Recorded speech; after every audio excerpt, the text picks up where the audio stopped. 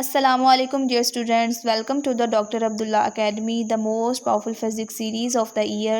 Students, I hope you are all good and doing well in your life. आज का जो हमारा topic है इस लेक्चर में हम जिस टॉपिक को कवर करेंगे वो है प्लाज्मा।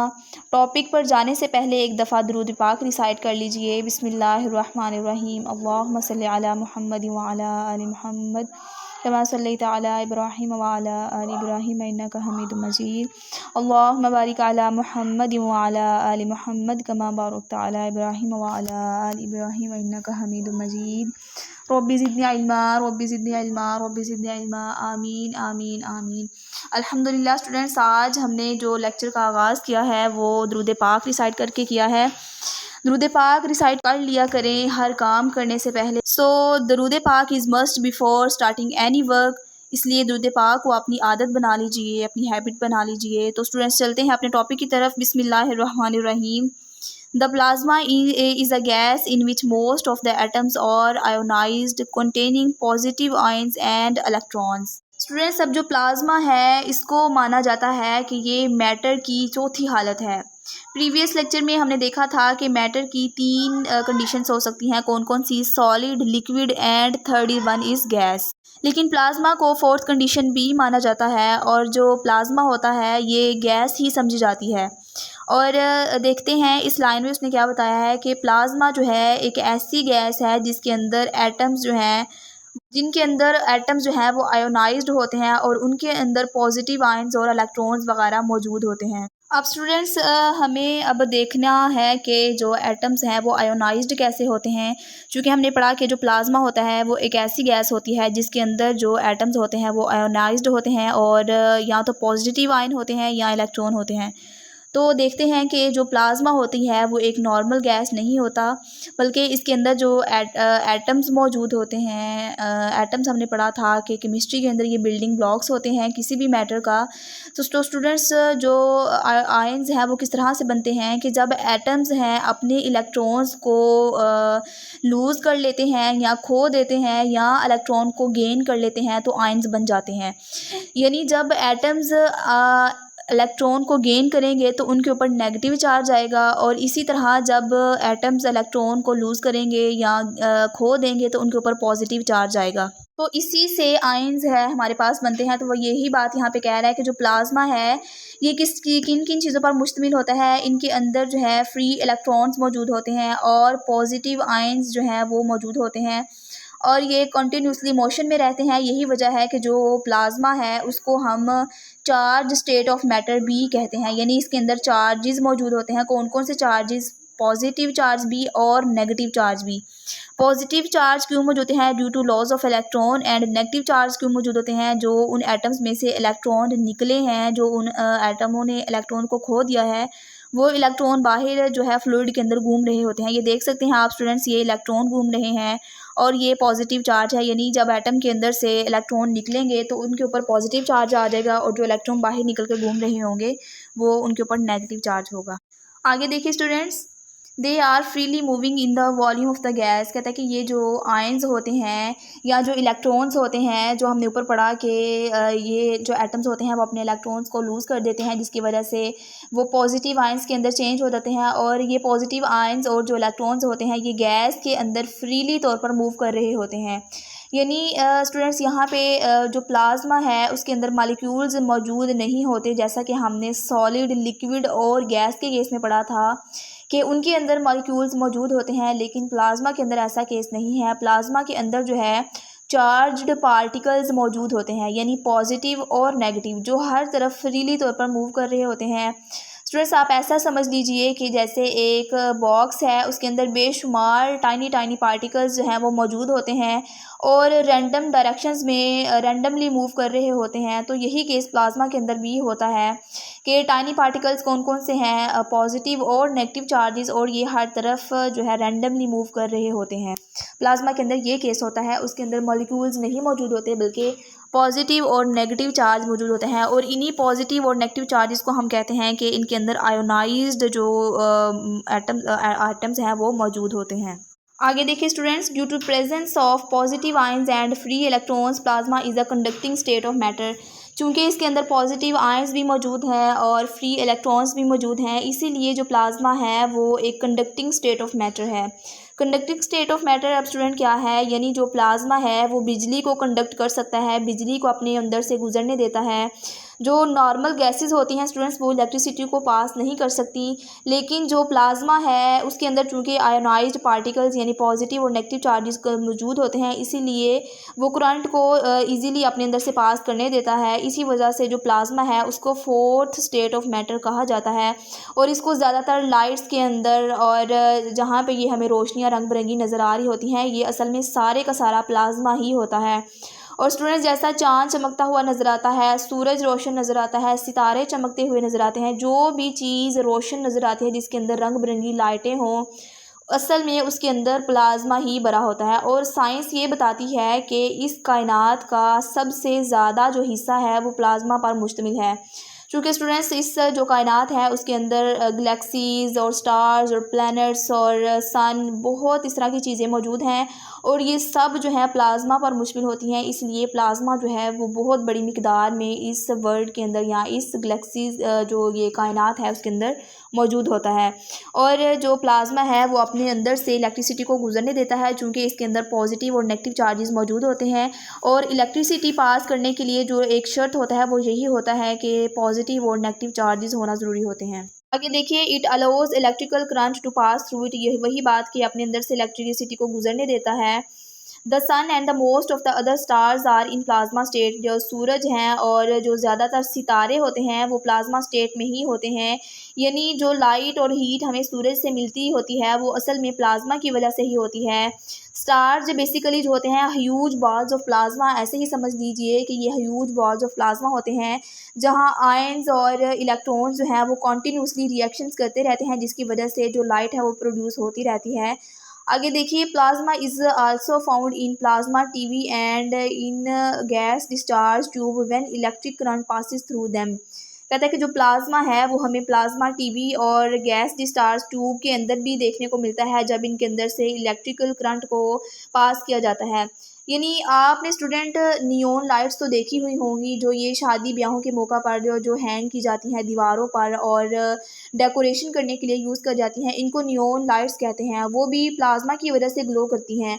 आपने देखा होगा कि जो ये लाइट्स को हैंग किया जाता है दीवारों के साथ या डेकोरेशन के लिए, इनके अंदर छोटा छोटा माया मौजूद होता है, वो असल में प्लाज्मा को ही फील किया जाता है। और प्लाज्मा के अंदर देखा होगा कि जो लाइट्स होती हैं वो डिफरेंट कलर चेंज कर रही होती हैं, तो वो गैस की जो क्वालिटी है उसके ऊपर डिपेंड कर रहा होता है कि लाइट किस कलर की होगी। ठीक है, होती वो गैस ही है, लेकिन उसके अंदर जो गैस की क्वालिटी होती है या उसकी क्वांटिटी पे डिपेंड कर रहा होता है कि जो लाइट है वो किस कलर की प्रोड्यूस होगी।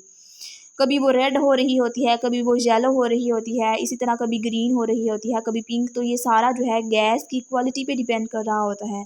The plasma state also occurs during the early stages of lighting formation known as the lightning streamers. बिजली का जो कड़कना है उसके प्लाज्मा स्टेट जो है वो बिजली की कड़क के आगाज़ में भी स्टूडेंट्स इसमें कहा जा रहा है कि जो प्लाज्मा है वो पैदा होता है during the early stages of lightning formation during known as the lightning streamers. यानी जब बिजली कड़कती है तो उसके नतीजे में भी प्लाज्मा पैदा हो रहा होता है। जब बिजली कड़कती है तो स्टूडेंट्स देखिए कि उसके साथ एक लाइट प्रोड्यूस हो रही होती है, लाइट किस तरह वेव आ रही होती है और असल में वो भी प्लाज्मा ही होता है, उसके अंदर भी प्लाज्मा होता है। उसको क्या कहते हैं, लाइटनिंग स्ट्रीमर्स कह रहे होते हैं। यानी जब हमारी जो एटमॉस्फेयर है या जो हवा है उसके अंदर जो एयर के मॉलिक्यूल्स जो हैं जब वो आयोनाइज हो जाते हैं तो वो प्लाज्मा बन जाते हैं। और चूंकि प्लाज्मा के अंदर ऐसी गैस मौजूद होती है जो कि आयोनाइज होती है और हवा असल में गैस है, जब बारिश की वजह से या इस तरह एटमॉस्फेयर के अंदर जो आयंस हैं वो बन जाते हैं मॉलिक्यूल्स से, तो प्लाज्मा जो है वो लाइटनिंग पाथ क्रिएट करता है जो कि ग्राउंड के ऊपर आती है और इस तरह हमें लगता है कि बिजली कड़क रही है, तो वो असल में प्लाज्मा ही होता है। तो स्टूडेंट यहाँ तक हमारा प्लाज्मा वाला टॉपिक क्लियर हो गया। आई होप कि जैसा मैंने आपको समझाया है अच्छे से समझ आ गया होगा और प्लाज्मा क्या है और ये हम किस तरह अपनी जो है प्रैक्टिकल लाइफ में किस तरह से हम इसको देख सकते हैं। आई होप कि आपको सारा अच्छे से समझ आ गया होगा। तो चलते हैं नेक्स्ट टॉपिक की तरफ जो कि हमारा है टेम्परेचर एंड हीट के ऊपर। बिस्मिल्लाहिर्रहमानिर्रहीम। When we touch ice we feel cold. जो कहता है कि जब हम बर्फ़ को टच करते हैं तो हम इसको ठंडा महसूस करते हैं। When we dip our fingers in warm water we feel hot. और जब हम बर्फ़ को टच करने के बाद हम अपनी फिंगर को वार्म वाटर के अंदर डिप करते हैं तो क्या करते हैं कि हम उसको हॉट फील करते हैं। यानी ये स्टूडेंट्स हमारी जो बेसिक सेंस है कि टच के साथ हम किसी भी हम किसी भी चीज़ की हॉटनेस को या उसकी कोल्डनेस को हम फील कर सकते हैं। लेकिन स्टूडेंट्स ये सिर्फ एहसास है, एग्जैक्ट मेजरमेंट नहीं कि ये चीज़ इतनी हॉट है, ये इतनी कोल्ड है। इससे हम मेजरमेंट नहीं ले सकते, ये सिर्फ एक सेंस है।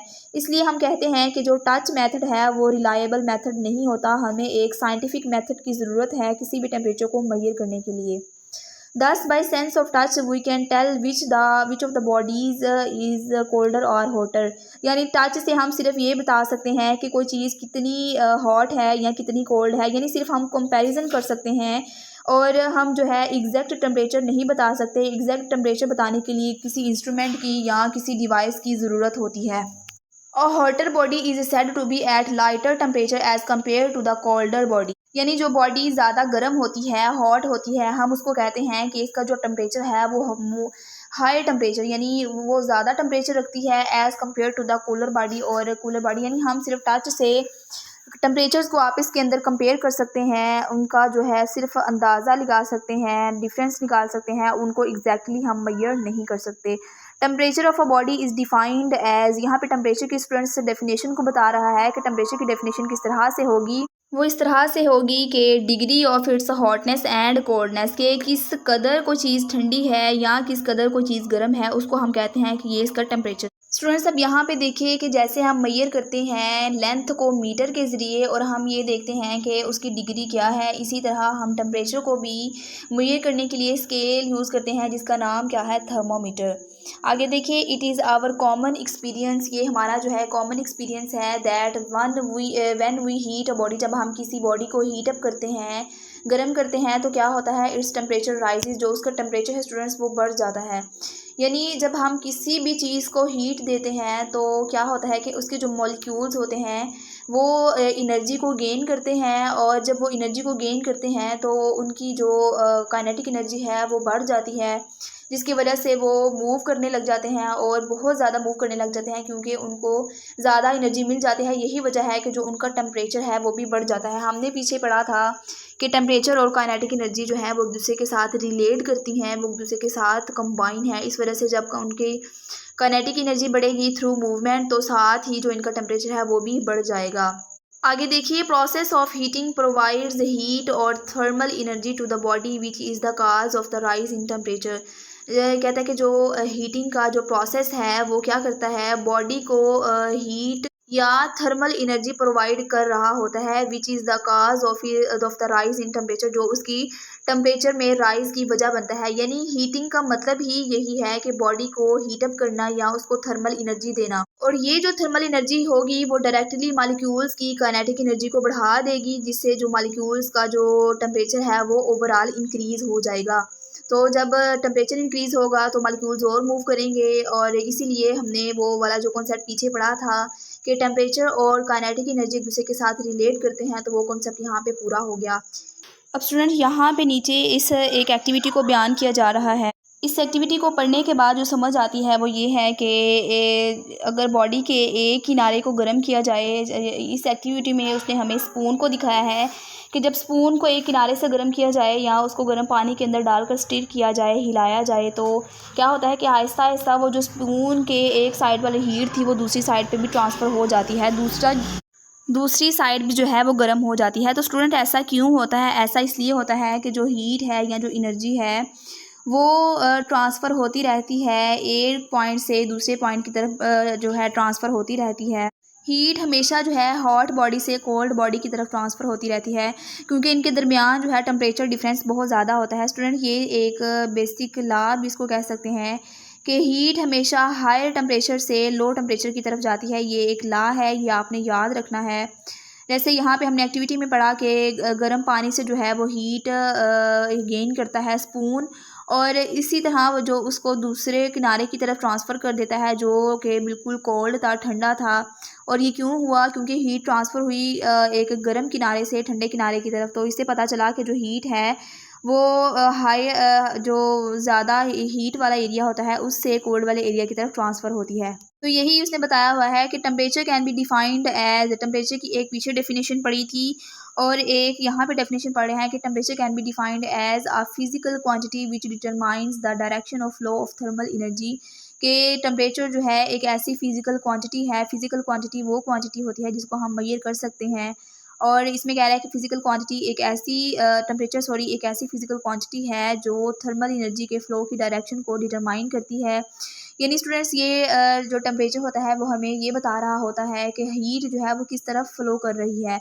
अगर दो बॉडीज़ का जो टेम्परेचर है वो इक्वल कर दिया जाए तो जो हीट का ट्रांसफ़र है वो रुक जाता है और इसको हम थर्मल इक्विलिब्रियम भी कहते हैं। और हीट तब ट्रांसफ़र होगी जब दो बॉडीज़ के जो पॉइंट्स हैं उनका जो टेम्परेचर डिफरेंस मुख्तलिफ होगा। और फिर क्या होगा कि जो हीट है वो ज़्यादा हीट वाले एरिया से कम हीट वाले एरिया की तरफ ट्रांसफ़र होगी। तो टेम्परेचर के ज़रिए से हम ये डिटरमाइन कर सकते हैं कि जो हीट है वो किस फ़्लो में या किस डायरेक्शन की तरफ वो बह रही है या उसका जो फ़्लो की डायरेक्शन है वो किस तरफ है। वो नीचे यही एक्सप्लेन कर रहा है कि this means that thermal energy is transferred from one object to another due to the temperature difference of the two bodies. जब टू बॉडीज़ के टेम्परेचर के दरमियान डिफरेंस होगा तो फिर ही जो हीट है वो एक बॉडी से दूसरे बॉडी की तरफ जाएगी। अगर इनके दरमियान टेम्परेचर का जो लेवल है वो सेम कर दिया जाए तो हीट जो है वो फ़्लो नहीं करेगी और रुक जाएगी। Therefore we can define heat as follows. यहाँ पे स्टूडेंट हीट की डेफिनेशन है, इसको हाईलाइट कर लीजिए।